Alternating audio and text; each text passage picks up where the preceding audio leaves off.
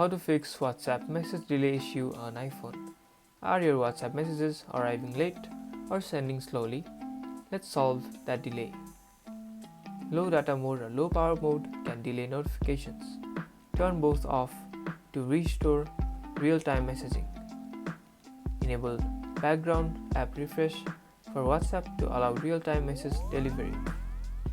Go to settings, search for WhatsApp and toggle on background app refresh. A weak network also causes delays. Switch to a stable connection and test again. That should fix those message delays on your iPhone. And that's about it. If you guys enjoyed this video or if this video managed to help you, don't forget to smash that like button and subscribe for more videos like this. Thank you guys for watching and see you guys in the next tutorial.